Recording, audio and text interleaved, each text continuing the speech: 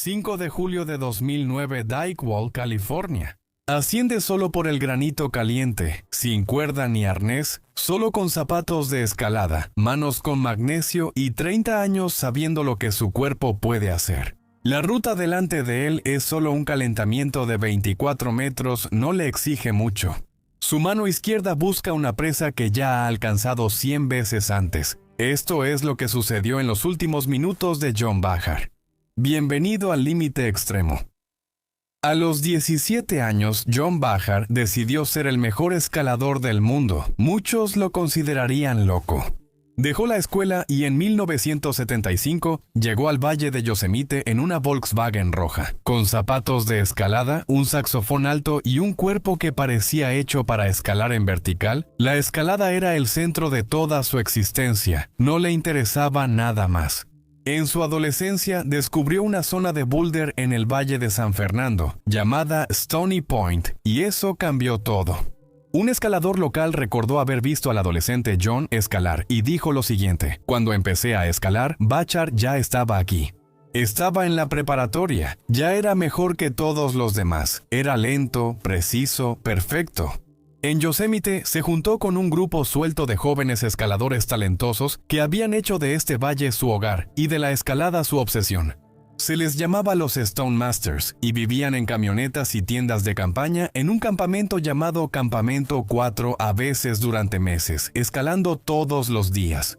Reescribían lo posible en el deporte y lo sabían. Para entender qué fue lo que mató a John Bachar, primero necesitas entender el mundo alrededor del cual construyó toda su vida. Durante los años 50 y 60, el objetivo en una gran pared era solo llegar a la cima como fuera. Los escaladores martillaban clavos de metal en las grietas y usaban lazos de cuerda para subir. El equipo resolvía los problemas de la roca.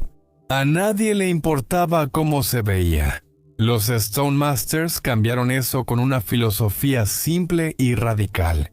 Usa solo manos y pies en la roca, sin ayuda ni jalar el equipo.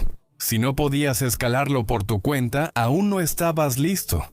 La llamaron escalada libre y la llevaron a nuevas alturas.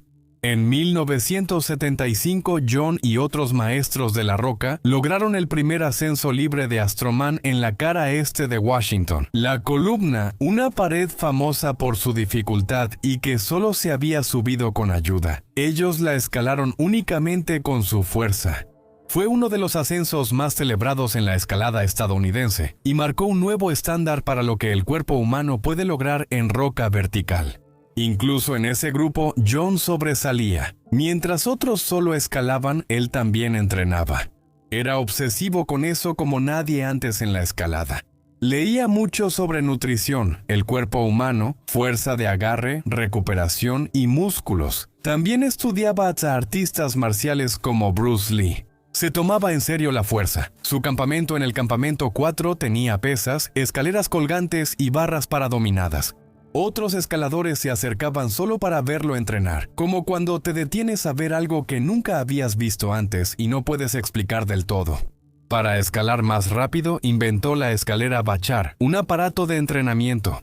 Escalera de cuerda inclinada de 5.5 metros, con peldaños de madera que se suben solo con las manos, sin usar los pies.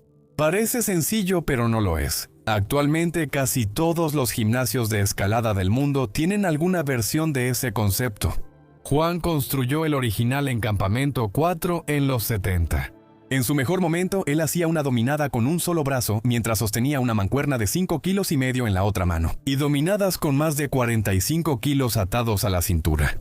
Como parte de una sesión de entrenamiento regular, Juan hacía todo eso porque quería ser tan bueno en cualquier ruta que caerse no fuera una posibilidad, no algo poco probable o raro, simplemente no posible. Bachar tenía otra razón para obsesionarse con la perfección. Los maestros de la piedra eran escaladores libres que solo usaban manos y pies en la roca, llevando cuerda para protegerse en caso de caída. Eso ya era audaz y progresista para la época. Juan fue más allá y quitó la cuerda por completo. Escalar sin cuerda, arnés ni protección se llama escalada libre en solitario. Juan no lo inventó, pero fue el primero en hacerlo de forma constante y metódica. logrando grados de escalada que sorprendieron al mundo. A los 19 años, en 1976, decidió escalar la pared de granito de 400 pies llamada Nuevas Dimensiones.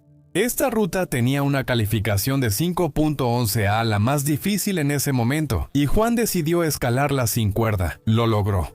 Para muchos escaladores, esto sería el punto máximo de su carrera. Para Juan, solo fue el inicio. En 1979 se enfrentó a una ruta de granito de 3 largos en Yosemite llamada la Pared Nabisco. Esto le exigió escalar casi 1000 pies de roca vertical sin cuerda, atravesando secciones que incluso los escaladores de élite tenían dificultades para completar aún con todo el equipo, y lo hizo impecablemente. Luego se enfocó en la ruta El Moratorium, 500 pies verticales de granito en Yosemite. A diferencia de antes, decidió escalarlo en solo libre, aunque nunca lo había hecho. En escalada, esto se llama solo a vista y es lo más peligroso que alguien puede hacer voluntariamente en la roca. En el ascenso no tenía control, cada paso probaba sus límites, llegó a la cima y descendió. Pero en vez de la satisfacción habitual tras escalar, sintió algo distinto. Después dijo, en la cima me sentí vacío, como si hubiera logrado algo prohibido. Ese sentimiento significaba que la suerte había sido un factor, y la suerte en la filosofía de John Bachar no era aceptable. La suerte mostró que ya no controlaba completamente la distancia al suelo, por eso decidió escalar solo rutas en solitario libre. Había escalado con cuerda suficientes veces como para conocer cada movimiento con absoluta certeza. La escalada en solitario, entonces, sería una demostración pura de maestría. El control, no la supervivencia, era su filosofía de escalada, logrando un récord inédito en el deporte. Juan logró rutas que muchos escaladores experimentados nunca han hecho, ni siquiera con cuerda. Por más de 30 años, escaló 1.5 millones de pies de roca sin protección. Eso equivale a escalar desde el nivel del mar hasta la cima del monte Everest más de 50 veces sin asegurarse ni una sola vez. Juan no hacía esto para presumir ni por arrogancia. Para él, escalar sin cuerda no era algo extremo, simplemente era honesto. Así era. Humanos moviéndose por el mundo, responsables de sus decisiones, como quiso la naturaleza. Según ellos, todos actúan libres. Al caminar a la tienda, hace solo libre. Solo depende de la dificultad, y Juan quería que todos lo entendieran. En 1981 publicó un anuncio para escaladores de Yosemite, ofreciendo $10,000 a quien lograra seguirlo un día entero sin cuerda. Solo debías seguirle el ritmo en cualquier roca y ganabas $10,000. Nadie aceptó la oferta. Los mejores escaladores del mundo, hombres y mujeres que entrenaban junto a él todos los días, que sabían exactamente de lo que era capaz, vieron su oferta y no dijeron nada. Ese silencio lo dijo todo. John Bachar se volvió algo inédito en el deporte, sin una palabra precisa para describirlo. En los años 80, John Bachar alcanzó fama mundial como ningún otro escalador.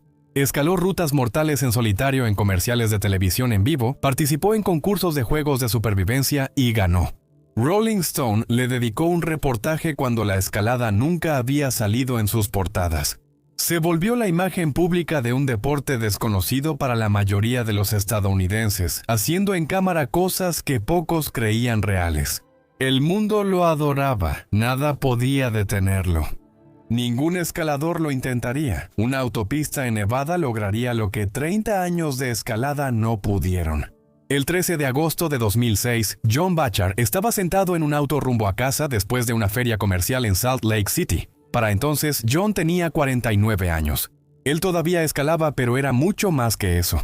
Tenía un negocio próspero, un hijo llamado Tyrus y una vida que superaba la vieja Volkswagen roja en la que llegó hace 30 años.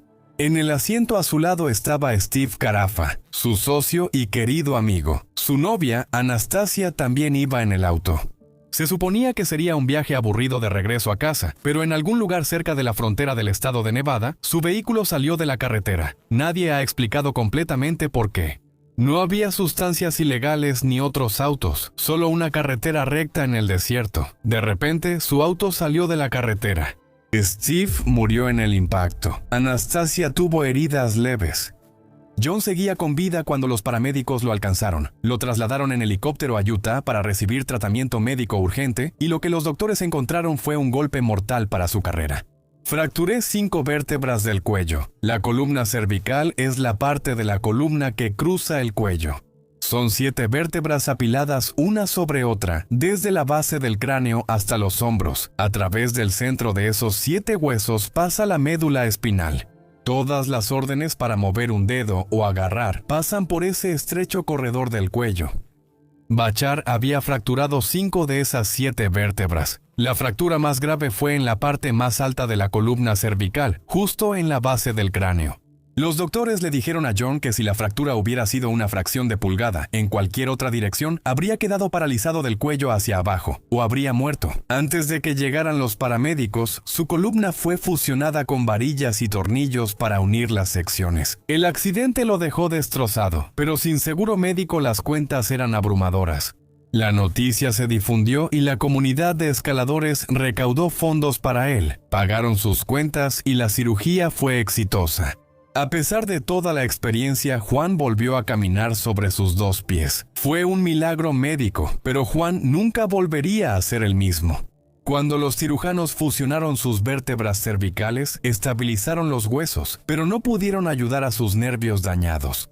Los huesos sanan con el tiempo, los nervios no funcionan de esa manera, a veces nunca sanan por completo. Esta condición se llama daño nervioso residual.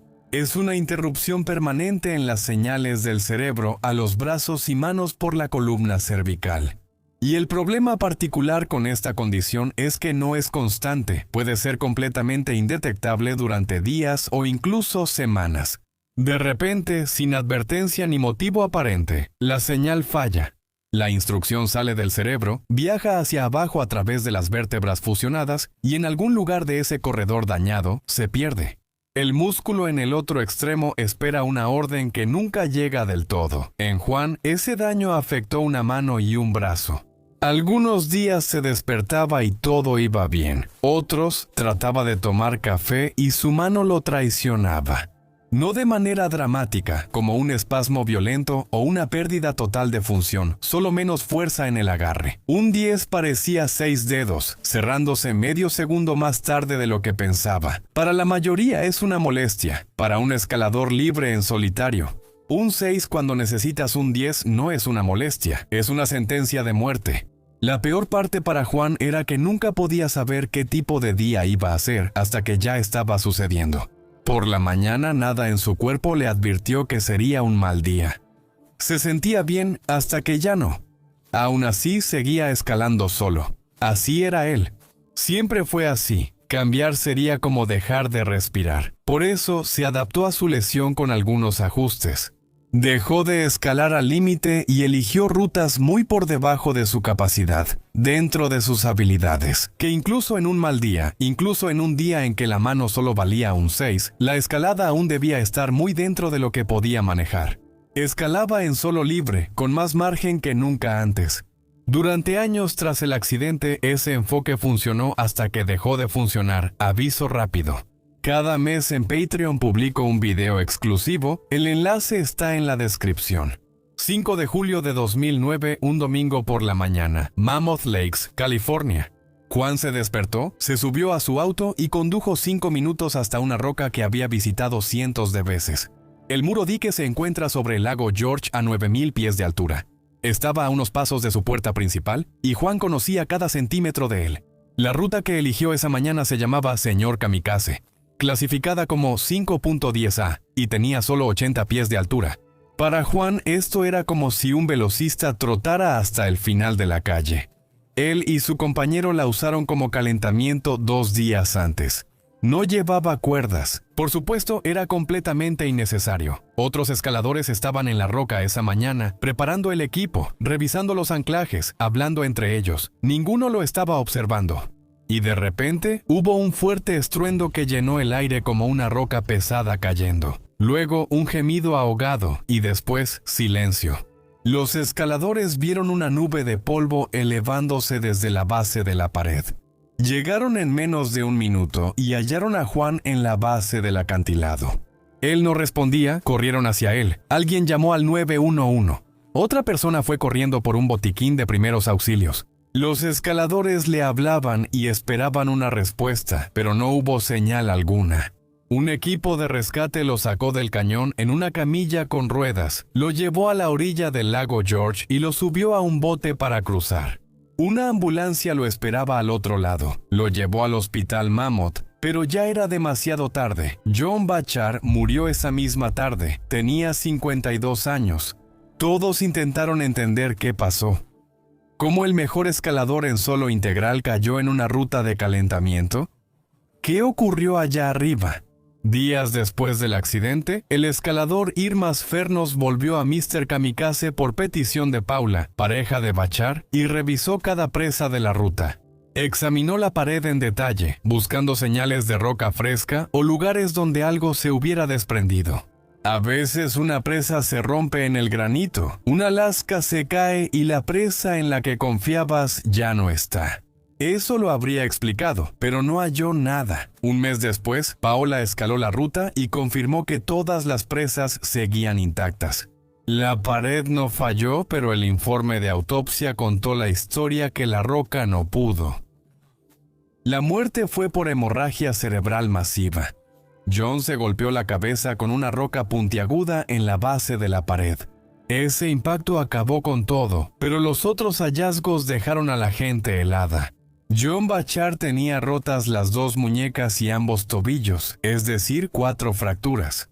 Esto indica que estaba consciente mientras caía y su cuerpo luchaba durante el descenso. Sus brazos se extendieron, sus manos intentaron agarrar algo, frenar algo, tomar cualquier cosa en la pared. Sus piernas se prepararon para el impacto. Él estaba haciendo lo que siempre había hecho en la roca. Estaba resolviendo problemas, tratando de encontrar una salida. En otras palabras, su caída no fue una sorpresa total para él. En esos segundos finales, él entendió que falló. La explicación más creíble la da un usuario de un foro de escalada que dice conocer personalmente a Bachar y haber hablado con él días antes de su muerte. Esa persona escribió: "Mis pláticas con él días antes sobre su repentina debilidad y falta de coordinación en los brazos deben ser la causa de esta tragedia.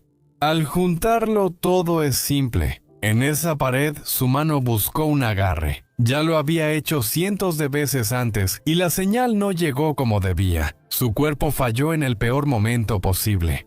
Me pregunto en qué estaría pensando John Bachar en esos últimos segundos. Me pregunto si el hombre, tras 30 años de sentirse más seguro que nadie, sintió en ese momento el vacío que describió años antes, como si hubiera logrado algo indebido. En 1983, 26 años antes de su muerte, John Bachar dio una entrevista especial a Rolling Stone donde le preguntaron sobre la muerte. Él dijo: "Quizá algún día descubra que no tengo tanto control y simplemente explote y muera. Prefiero irme así que en una cama de hospital a los 80. John decidió confiar en un cuerpo que ya le había advertido que fallaba. Beck Weathers hizo lo mismo, pero a 26,000 pies. 2 equipos de rescate lo hallaron, revisaron su pulso y se alejaron. Su esposa ya sabía que había muerto. Había estado tirado en la nieve durante 18 horas, su rostro completamente negro. Entonces abrió los ojos. No te pierdas nuestra próxima historia.